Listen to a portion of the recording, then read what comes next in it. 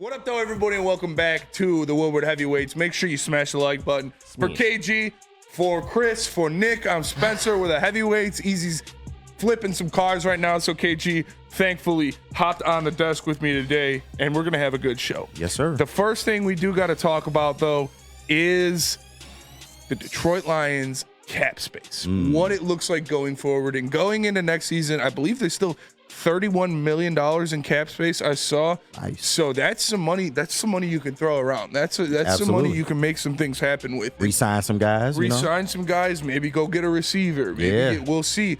I've been telling people about the post-camp cuts a lot. Like, I think that's where you're going to see them get an edge rusher or somebody. Yeah. Is there anybody that's on your radar still free agent-wise that you would like to see them bring in?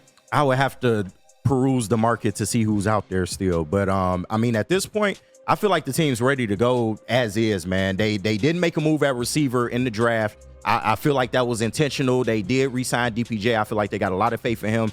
And if you want to really utilize JMO like I think you should, then they're going to put way more of a focus on JMO at the receiver. The only position that I want them to really address is edge rusher, only because Marcus Davenport, I do not trust the health, man. Yeah. And if he proves me wrong, I hope I'm wrong. That'd be great. But as of right now, I just feel like you need one more edge rusher to really complete that defense. The best remaining edge rushers that are still out there, you got guys like Shaq Lawson, Jerry Hughes, Carl Lawson, Charles Harris. Obviously, I don't think you're going to bring back. I don't think you're going to bring back Charles Harris.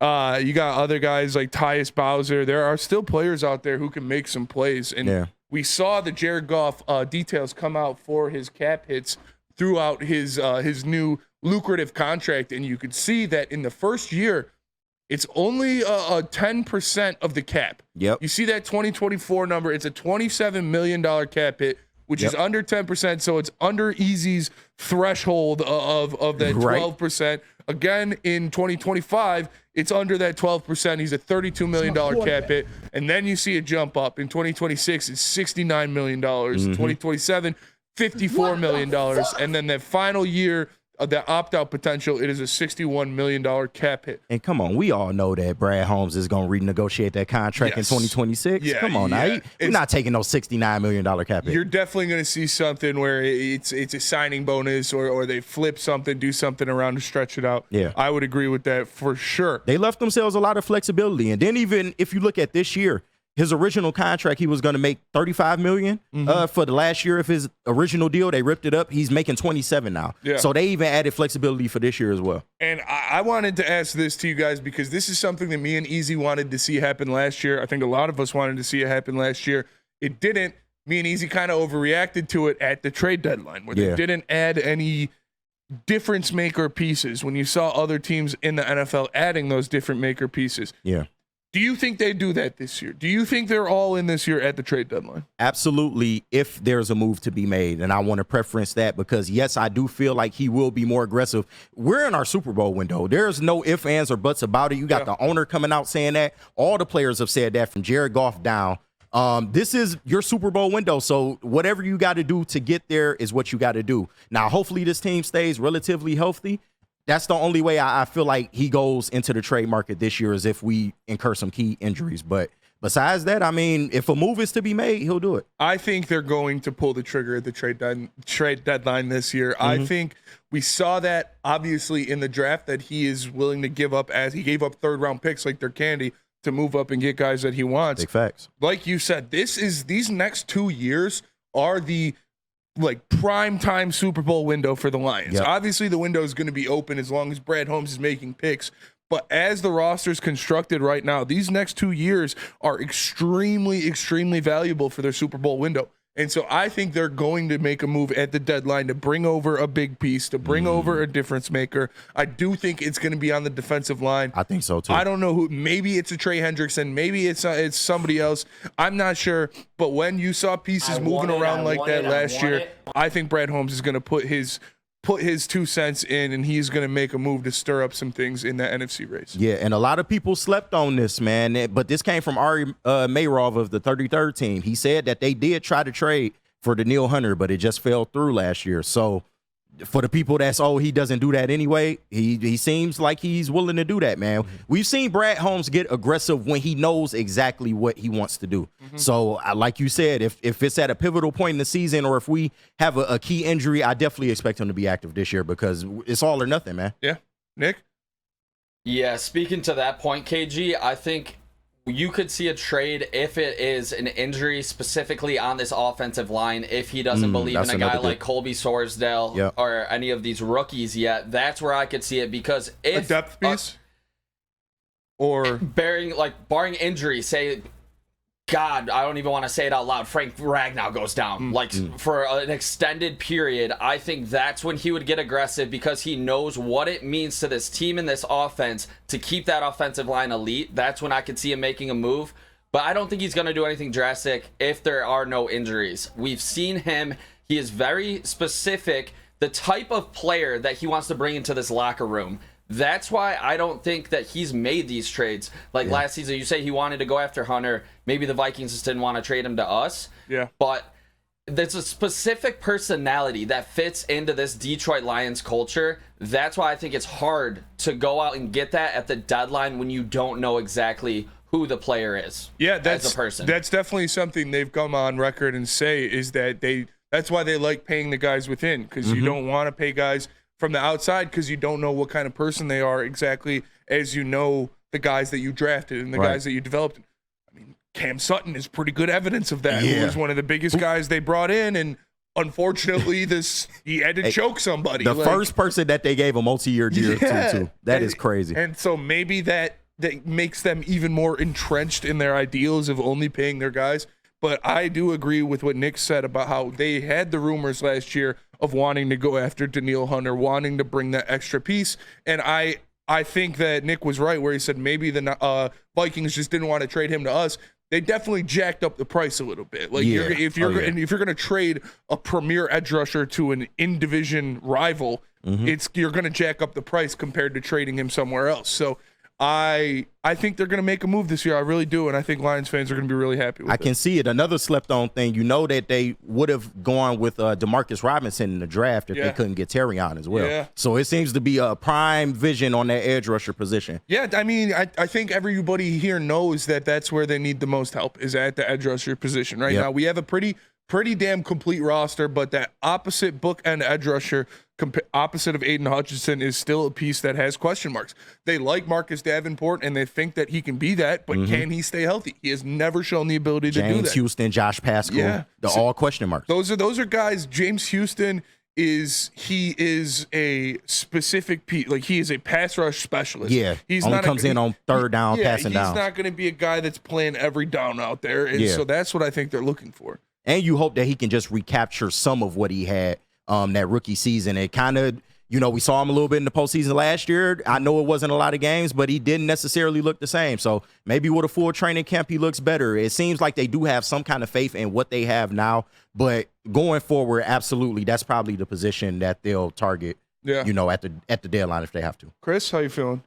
I mean, it's really hard to add anything more to what you guys said. I mean, I think you guys nailed it, especially Nick talking about the DNA of this team and what Brad Holmes has built and how he's been very specific on what he brings in. But KG makes an excellent point, too, that this is a team that has shown that they are open to upgrading at the trade deadline. It wasn't what we thought where it was just them standing pat, not believing. It was, they only believe in a select group of guys. And you're right about the Cam Sutton part of that, too, maybe messing up that equation. But that's why I see, looking at this team, I see, obviously, we all know wide receiver, edge are two of the things that you want to that you would like to improve on or add depth to. And I think they're going to look at that camp cuts, like you said. But come trade deadline, I think if you were to make a move, those are two positions also where it's pretty, I don't want to say simple, maybe that's not the right word, but the easiest to acquiesce to the system that they're bringing in. Yeah. So it's a good problem for the Lions to have. They're not looking to get, a new, unless of injury, a new center, somebody that's got to learn everything about the offense, the ins and outs. They're not getting, they're not even necessarily looking for a new tight end to learn all the blocking schemes and all of that. Like, they're really looking for the pieces that are kind of some of the most plug and plays type of pieces. So it's a great position for them to be in, and I absolutely believe that Brad Holmes will make a deal if there is a player on the market that fits that criteria. Now, will there be another Montez Sweat where we all look at the box score and go, I'd love to have that. Yeah. But Brad Holmes might not see him like that. Yeah. That's a possibility. But I think now Brad Holmes has shown us enough through his off seasons and through just his tenure here that you gotta trust, even if he doesn't make a move, despite how close we are, you gotta believe that the people that are looking out, because there'll be names floated every trade deadline. Yeah. But if there's not a move made, that it's because Brad Holmes, doesn't see them as a fit in the DNA. Loose asshole and MJ bananas. in the chat. No, Easy did not get fired. He's stuck at his work right now. He's making some sales. So we got KG on the desk in his stead. The keys to wisdom in the Woodward Sports chat. He makes a good point. Going off of kind of what Nick said. He says, I still don't like the offensive line depth at all. The 6th-rounder Mahogany as the best bet to be able to be a competent backup role is not depth, and that's only the interior offensive line. I would say I'm more worried about the tackle position than the interior offensive line when it comes to depth, because, guys, we saw Yodi fill in, and he's not the best, but if you need him for a game, you can put him out there. I think Mahogany is going to be good, so I think he'll be able to fill in as well. They've even used Skipper at guard at some points, which, again, is not ideal, but we've seen that offensive line work with those guard positions kind of being a revolving door. Yeah. But God forbid something happens to Taylor Decker. Yeah. That's what concerns me the most about the offensive line depth is that tackle position. Because if Taylor Decker, if he rolls an ankle, I know those guys play through everything. So if he rolls an ankle, he'd probably just play. But say he breaks a toe, breaks a ribs or something, and has to miss a couple games, who are you putting at left tackle? You're probably moving Penne over to left tackle and then putting Skipper at right tackle or Sorsdale at right tackle. It might be why Manu is drafted, and I know he's raw, but for them to risk so much capital to go get the guy, then I gotta assume they have a plan for him. So I don't expect him to do a lot year one, but if the situation calls for it and Taylor Decker goes down, then I feel like they're going to try them out there and at least see what they got, man. And also, I feel like people are kind of giving up on Kobe Sorsdal a little bit. Yeah. Let's pump the brakes on that. I understand he was a 4th-round pick, I believe. Last year was his first year. He had some troubles. He got thrown in an intense spot, middle of the season. He got beat up a little bit. But I do think another year of development with him, it could also pay dividends. And we got to think Sorsdale was a tackle in college. Yeah. And they had him playing guard, so that might... Flexibility. Maybe he's able to play tackle. Skipper is a tackle by trade, but they moved to guard. So true. They got a lot of pieces on the offensive line that they can move in and put in different places, but none of them are like, I have confidence that he'll be able to step up and fill a good role at the interior offensive line. I wouldn't be worried about. But if one of the tackles has to miss a couple games, that's where I'd start to get concerned. No, seriously. I get what you mean 100%. But, Nick, what you feel? Yeah, I think Colby obviously took a lot of bruises last year, like bumps and bruises. It was not a smooth road for him, but we've seen Brad Holmes hit with these late picks. We haven't really seen it on the offensive line. Yeah. So this is definitely a developmental piece in Colby Sorsdale where I think full off season, getting with Hank Fraley, I think, honestly, he would be able to fill in a spot this season because I'm going off of Brad Holmes' drafts. Yeah. And he is hit consistently late in the draft. I think he probably hit on Colby Sorsdale. Maybe he's never going to be a starting level guy, but a guy that can fill in and be reliable, I think he can get there. And oh, no, go ahead. No, go ahead. I was going to say, if he felt like it was a problem in that room or at least at the guard position, he would have doubled up like we saw at corner.